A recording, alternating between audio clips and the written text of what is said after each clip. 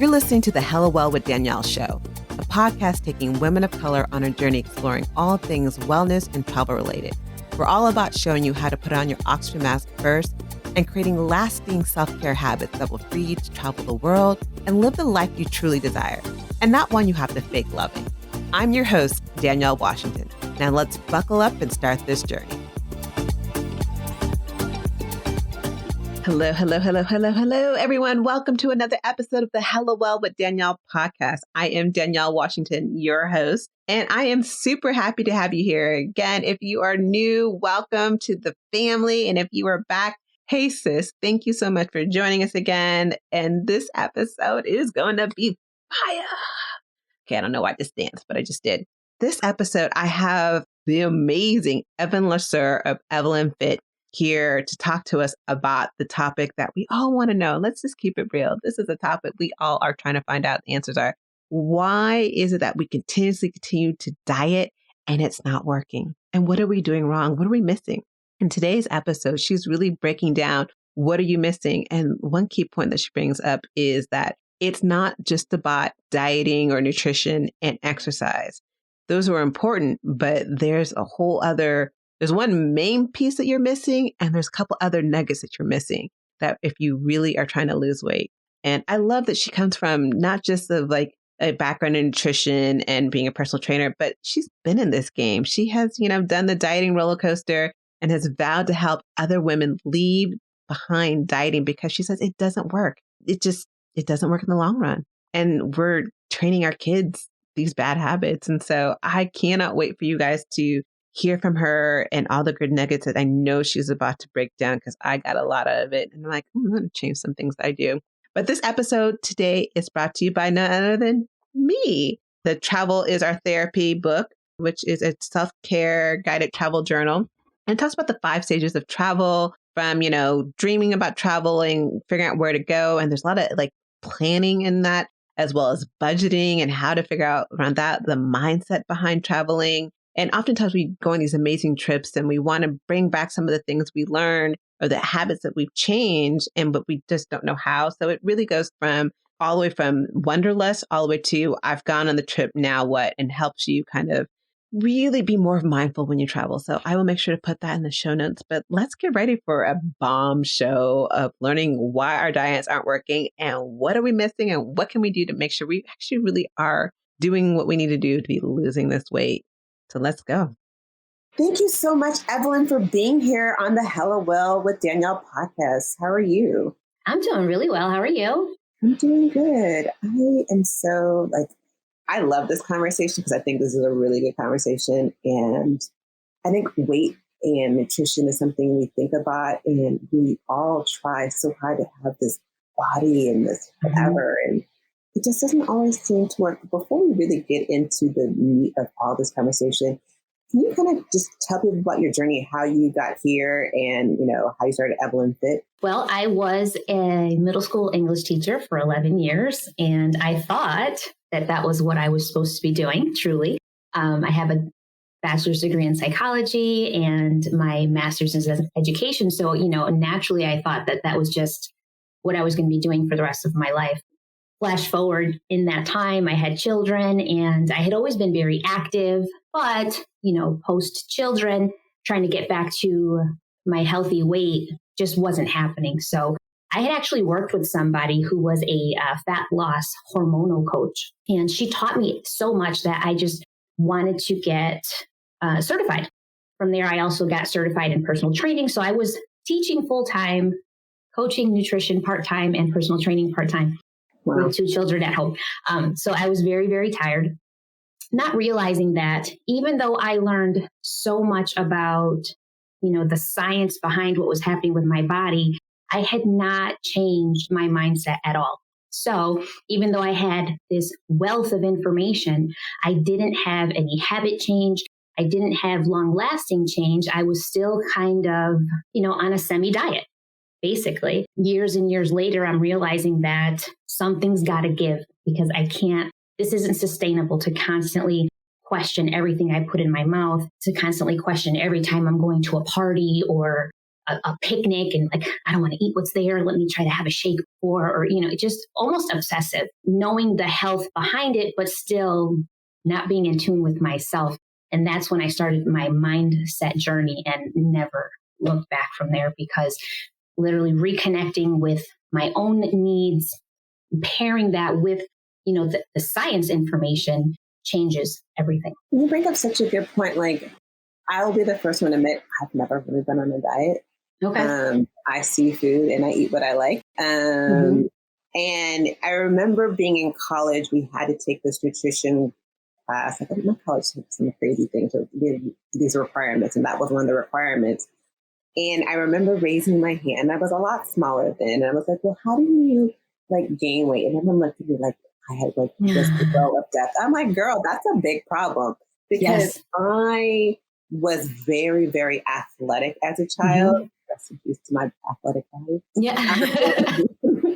And so I ran track. I played soccer year round, and so I was really muscular. I had these thick thighs, but I was so skinny everywhere else. But I have a lot of friends who diet and whatever, and so I do understand the pain. And so I really want to get into like, let's jump into the question everyone is asking. I know all my friends who've tried like Weight Watchers, the keto diet, everything under the sun, and it's just not working for them. Like, what are they doing wrong, or what are they missing? Oh, okay. So there's so much to this question. And I also have done the Atkins, the Weight Watchers. I've done this program with shakes and fasted for like 24 hours at a time, which every one of those diets can bring you some success in the short term. But, once that initial excitement of motivation, like I'm going to do this thing, wears off,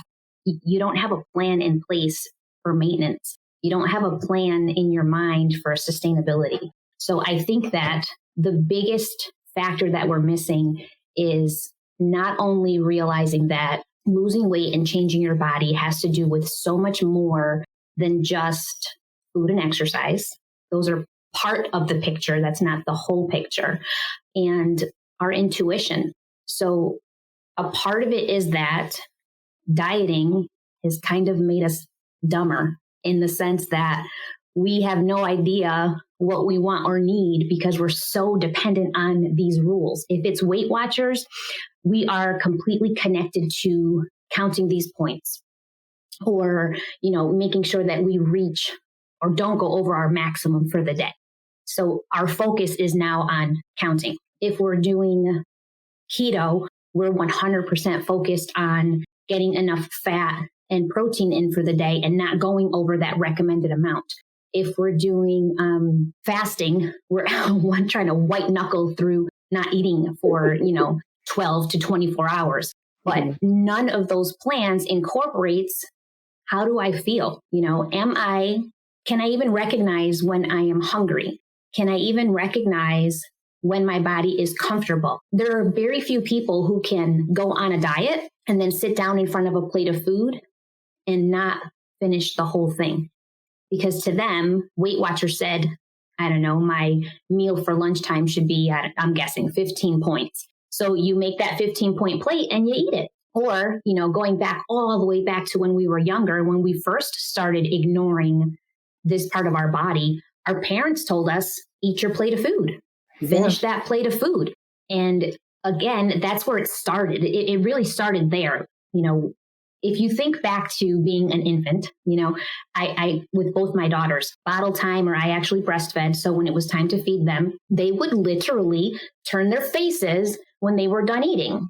So naturally, your primal instinct is, I'm comfortable, I'm done. I mean, I would literally have them on my breast and they would turn their face and they're done.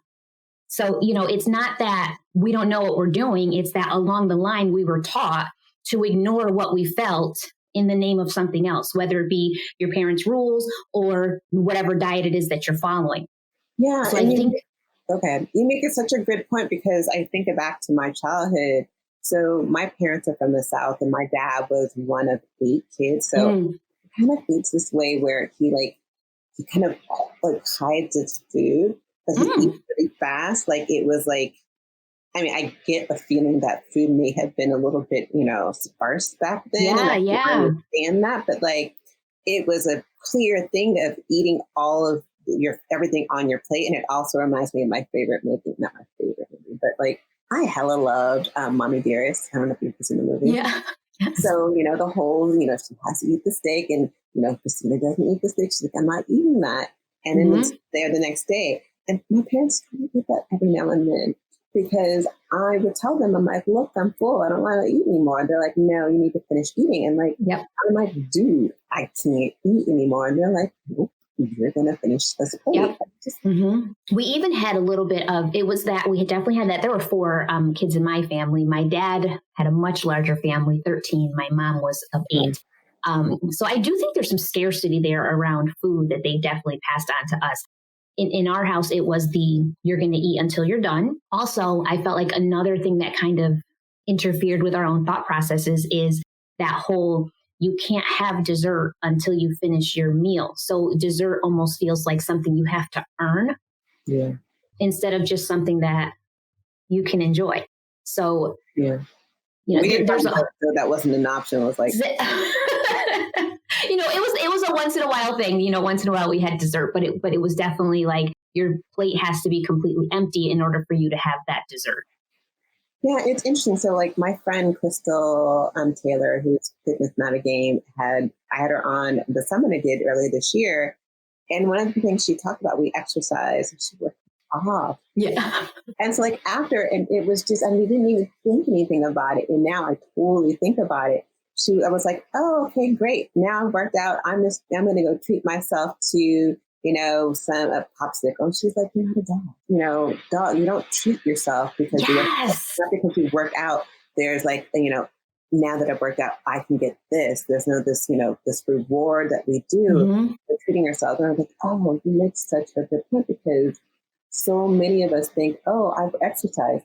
That should count for me getting these extra donuts I'm going to get. And like, I got to believe there's some kind of craziness in the mindset of thinking you exercise, or I've had a good day. Now I can go and cheat this other way. Like, I got to believe that's not helping them. Yeah, I feel like there's this whole connection between our food and our guilt and our shame and our reward system. So the opposite to what you're saying, I also think that there are people who believe that if I ate this donut, I now need to almost punish my body with an extra workout.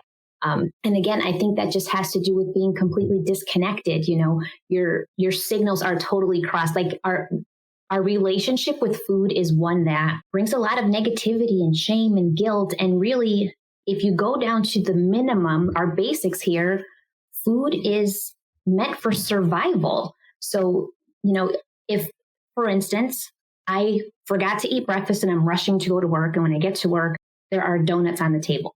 Some people would feel horribly guilty for eating that donut because it's sugar and I shouldn't have it, right? But the fact of the matter is, if I'm going to go 7 hours without eating and my only option is a donut, then guess what? That donut is good for me because it's going to keep me from getting nauseous. It's going to keep me from getting shaky. It is what's giving me sustenance in this moment. It may not be the salad you were thinking of, but it's going to keep you from now until you get home. So I feel like some of this has to come with us letting go of the control over food and just being able to enjoy it, especially in small increments. That's why I think it's so important for us to be able to do things like, if you're a chocolate fanatic, then have a little chocolate every single day. It feels less of an emergency. You don't have to binge on it on Saturday because you're allowed to have it whenever you want. And I feel like it takes some of that control away from the food and puts it back on you. I can have this whenever I want. Therefore, this thing is not bad. It's just something that I enjoy. I love that. And it's not having this all or nothing mentality. You can have your cake literally, and still be able to keep off the weight. But, I'm assuming, listening to you, it's not just about exercising and food. It seems like there's something else that we're missing, because the diet industry is so huge and it's not going away anytime soon. Like, do these work, and do you need to do something in addition to dieting and exercising? So I think that the very first step is to tell yourself that you can absolutely enjoy food and enjoy life and know that you can change your body. It just won't be overnight. You have to be in it for the long run. So trying a diet might bring you results in the next 2 weeks, but when you fall off of your diet, you're going to gain that weight back and then some. You know, if you can start making small changes daily, and I mean not taking things away from yourself, but adding things in, extra water, extra fiber, extra walks, you know, add things in, those habits are going to stick around forever, as opposed to saying, I'm going to cut out all carbs and sugar and lose 20 pounds by the end of the month. That being said, so your nutrition should be balanced. Exercise, depending on your goals, can be heavy lifting, you know, high intensity intervals if you're looking for that lean muscle physique. But if you're simply looking to lean out, have a stronger cardiovascular system, walking where it's at, you're going to lose weight by doing leisure walks. And the reason that happens is because of our cortisol. So cortisol is a hormone that's secreted by our adrenal glands. And it kind of gets a bad rap for being the stress hormone and the fight or flight. Yes, fight or flight, exactly. A lot of people call it the fat storing hormone. And it can become the fat storing hormone if it's elevated for too long. But in the right circumstances, when our insulin levels are neutralized, when we're getting enough sleep, when we are controlling our stress, when we are having enough water intake, when our nutrition is balanced, and when we're getting movement in, cortisol is actually our friend. It is what helps us wake up in the morning ready to go. It is what signals our brain to react when something is happening. You know, that if you figure, if you've ever been fearful of something and your body kind of feels heightened and a little bit uptight, that's your cortisol that actually just kicked in. So cortisol is our friend, but we kind of make it our enemy by creating an environment that forces it to store fat. And what I mean by that is, how are we messing up our yes, cortisol? We're doing it ourselves. How can we be a better friend of cortisol? So you want to be very friendly with your cortisol. You want to make sure that you are getting ample sleep, first of all. So your cortisol levels are at its lowest when your body is falling asleep, and it will stay low during your sleep and spike up when you wake up. Now, it being low and neutral will also force your insulin to become neutral, which means your body is actually in a fat burning state. Okay. Now, when we are exhausted, our body feels that stress, right? So now our cortisol levels are elevated all day long. Now, if you make this connection, your cortisol level is up, your body is tired. Now you are less inclined to want to get any movement in. You are more inclined to crave sugary, heavier starch foods, and your body feels stress. So if we're talking about the 5 most important aspects for health, and I call them my 5 pillars of health, it is sleep, which I think takes precedence to everything else. Stress, we cannot eliminate it, but we can find ways to change our reactions. Your water, everything in your body functions off of water.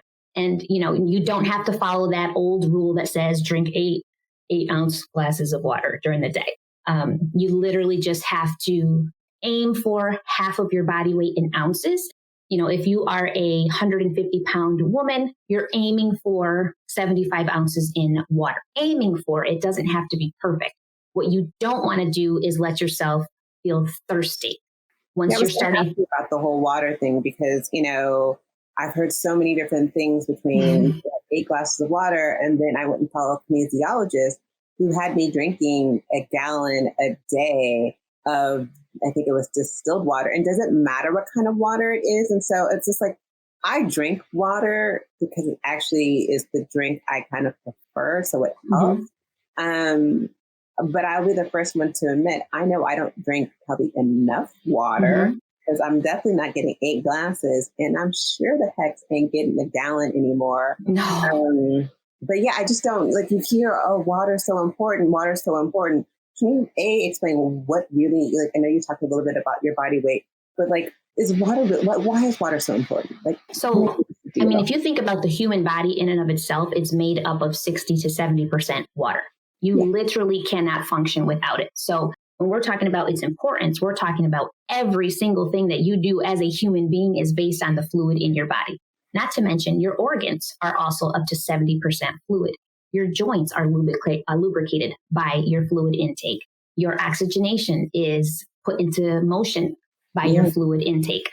The fluid that protects your brain is increased with your water intake. Your whole body is dependent on the amount of water that you put into it.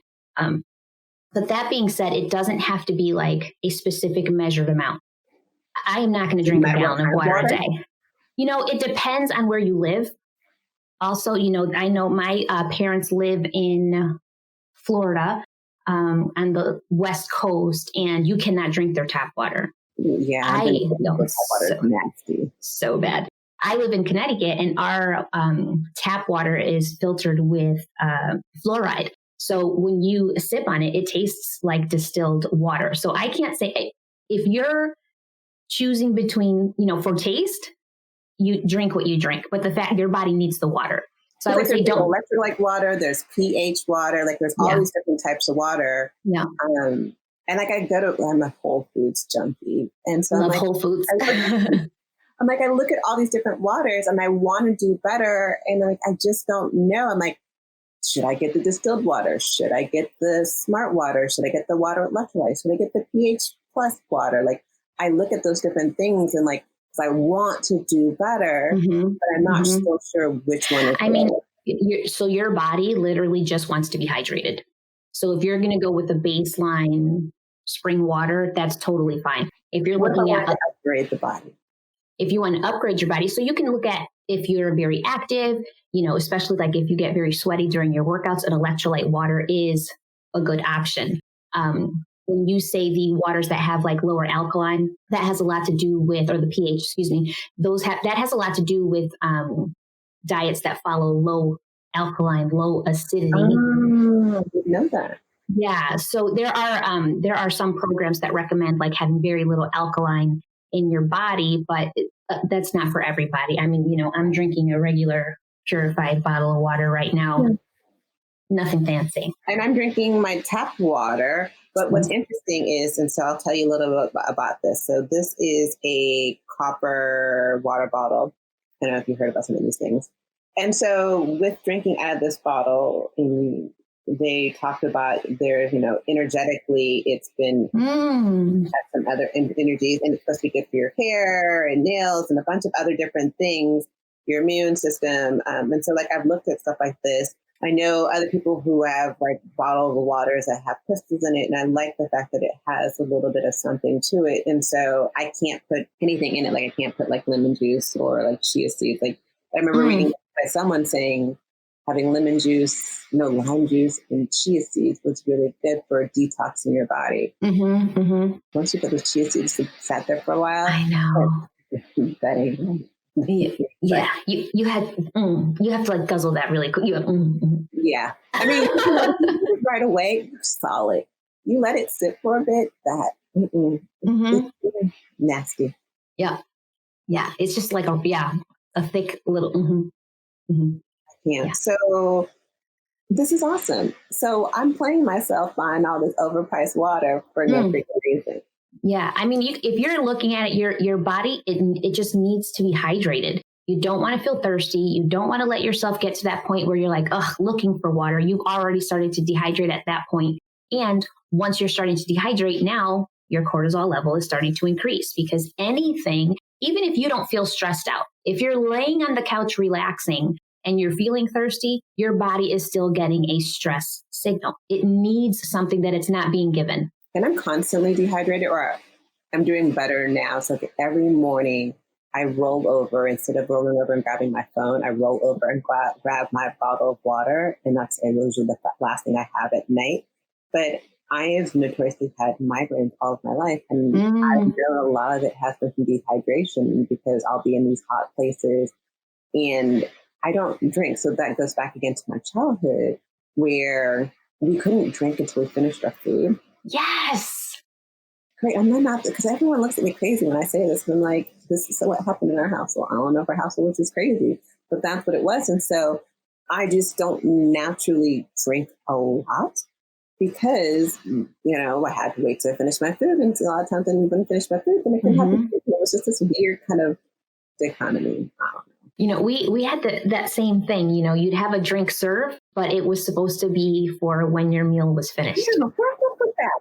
I don't know. And I remember even on the rare occasion that we actually went out to like a restaurant, you would order your meal. The waitress always has you order your drink first. Exactly. And like we'd take a sip and my parents would be like, that's it. Now save the rest until dinner's over. I think that all just kind of boils back to that scarcity around the food. Like, don't fill yourself up because you're going to be hungry if you don't finish that plate. Where, I feel like the lesson has to be, even if you don't finish that plate of food, you can save it and eat it later when you're actually hungry. Yes. You can just put it away. And I feel like when you know better, then you do better. I know for my daughters, I did find myself when my oldest was like 2 or 3, I would say to her, you have to eat your dinner or you can't have that dessert. And I caught myself saying, like, why am I putting that in her head? Why am I making it seem like dessert is a reward? Because eventually she will start connecting that with other rewards. So our conversations have just changed completely. I serve a small portion of dinner and I let them know, if your belly's still hungry, there's more food. If your belly is full, stop eating. We can just put it away and you can finish it later. No big deal. If you look at Americans, I'm not saying this is your family, but like I lived in Italy for 2 years, and then coming back here, I'm like, these plates are freaking hella big. Like they're like piled on food. Or if you look at, you go to, cousin June's barbecue, and everyone has these like paper plates, and they're putting everything under the sun on it. And it's like, and then when you have the mentality of we have to eat everything, in addition to that, we just overeat. Like, is there something behind that with Americans, or is it just this is our culture and this is how we do it? I feel like as time has gone on, it just gets more and more and more. If you like everything, I feel like as a society, we want bigger and better everything. Yeah. Bigger house, better car, bigger jobs, bigger bank accounts, bigger meals. Everything in our life. Yeah, everything.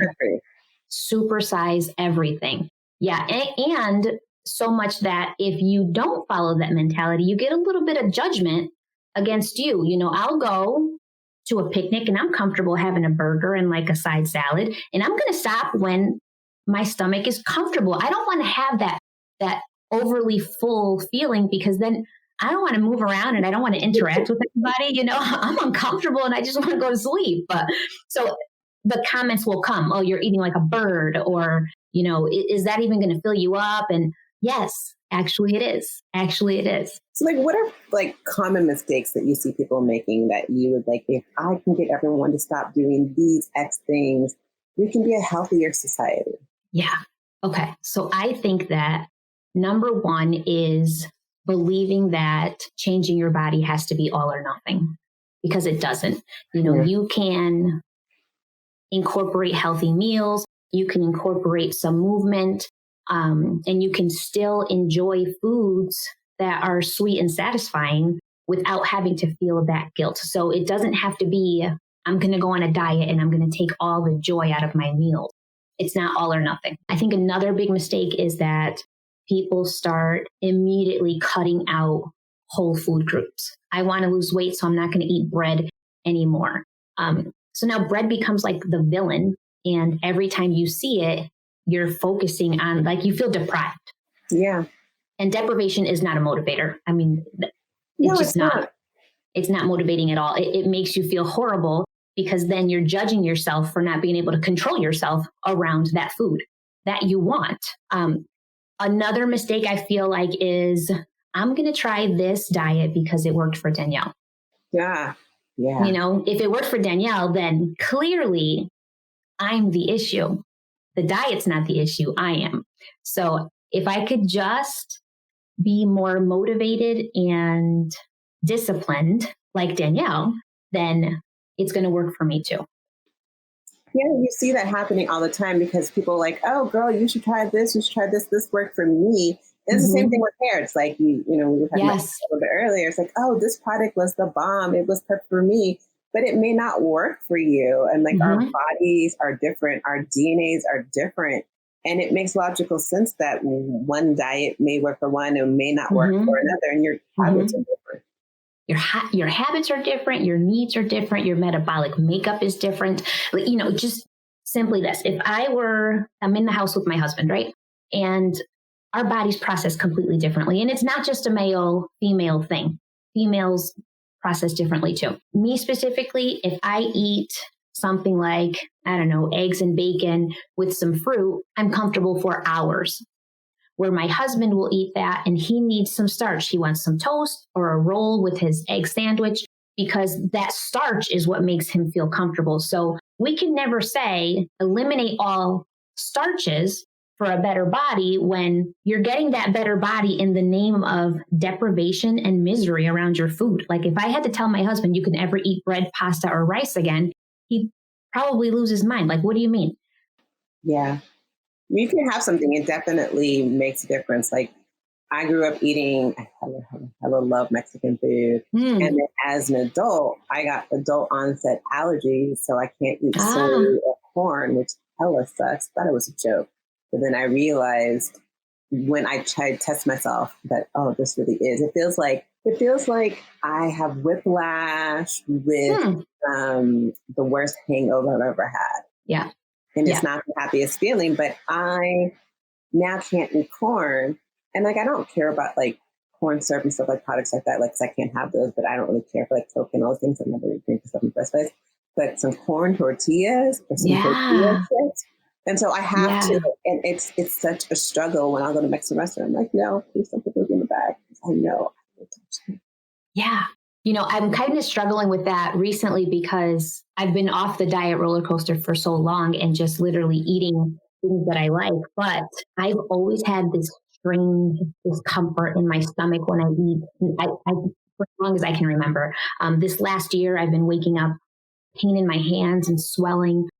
So I finally went to see a naturopath and he ordered some food allergy testing. And it turns out that I am allergic to so much soy, yeast. It's in everything. Yes, gluten, eggs, seeds, dairy.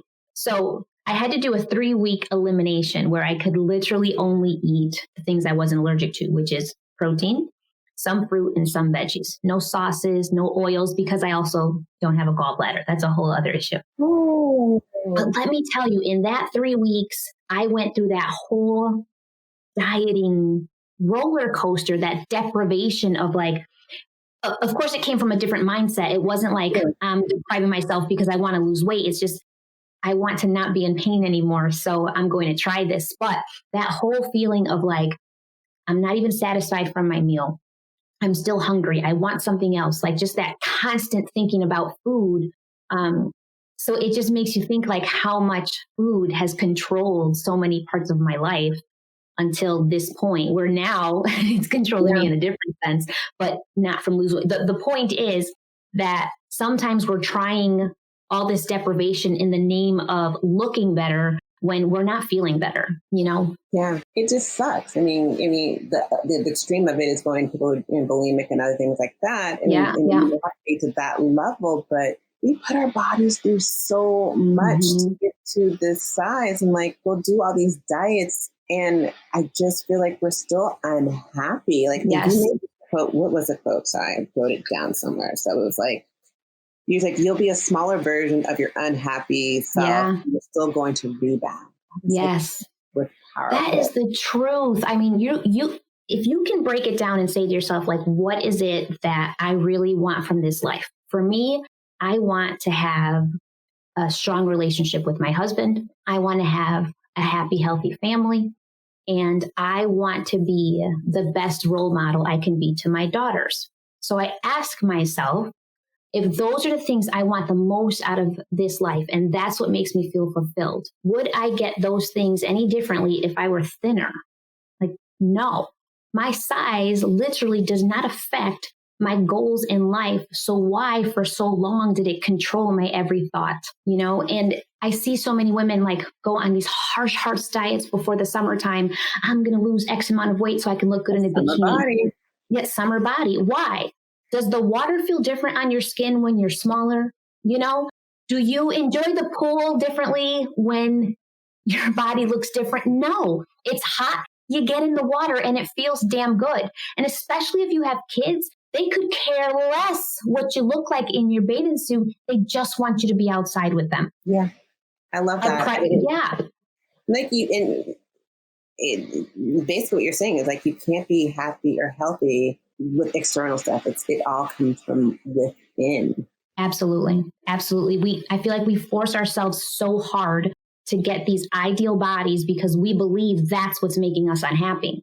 But the second we lose weight, if we reach our goals, we're still going to feel that unhappiness because we didn't deal with what was really bothering us. We didn't deal with, why we're making those choices. We didn't deal with why we have this negative relationship with food. If you didn't handle the real issue, like you said, we're going to be a smaller version and still unhappy. Yeah. And it sounds like I hear you, and like I'm listening to all the different pieces of all the things you need and all these different things. And, these quick fixes can work, but you're still going to rebound, and because you aren't hitting the core of what the situation is really, of what you're going through. And it sounds like a lot of this is coming, like when you're trying to change your body, you can't change your body from a place of hate, but like it's a mindset. It sounds like mindset is kind of like the real, it's like exercise, nutrition, sleep, water, and mindset. Yeah. Yeah. So I feel like mindset has to change first. You can start making like small incremental changes that will benefit you physically. But once you change your mind, your body will follow suit because you will naturally start making choices that feel better to you. Once you are focusing on how you feel, focusing on your intuition, focusing on how your meal actually makes you feel. Was I satisfied by that? Am I comfortable after I eat this meal? Did I even like that meal? Once you start focusing on that, then you're more inclined to make decisions that help you keep feeling that way. You're not going to like deprive yourself and follow this diet and reach this goal weight and then poof, wake up and say, look at that shit. I am happy today. And that's putting off your happiness. I was talking about that earlier this week. It's like, we keep putting off our happiness. I'm going to be happy once I get to a certain weight. I'm going to be happy once I get that job. I'm going to be happy. Girl, please stop. Because if you keep like putting parameters, once this happens, then I can be happy. Okay, when you get that, you're most likely not going to be happy because you're going to put another, it's like you keep pushing the goal further and further away to the point you die and you're like, I wish I would have. I wish I would have. I wish I would have. I wish I would have. You had a good point earlier, and I wanted to go back to that. You talked about making incremental changes versus like big changes. Like, 'cause I know a lot of people, like, especially beginning of the year, they're like, all right, it's in my body. I'm going to see New Year's, new me. I'm going to get myself right. They cut out everything. They try 50 million diets. And it seems like, I know in habit changing in general, that's not a good idea. No. And again, that making so many changes so quickly just increases that cortisol level. Your body is under stress, mental and physical now, because you are making changes and eating foods that you don't necessarily even want or enjoy. That's a form of stress. You are feeling deprived. That's another form of stress. You may not be satiated by these meals. That's another form of stress. And then you're adding in these very intense exercise for long durations of time, which is another form of stress. So essentially, you're doing all these things in the name of changing your body and making it smaller, but you're actually stressing your body so much that it potentially is going to have to feel forced to hold on to all that fat. Because when your body is in that state of stress, your cortisol levels increase so much that it feels that fight or flight and like, I have to hold on to everything because something is not right. Something's not right.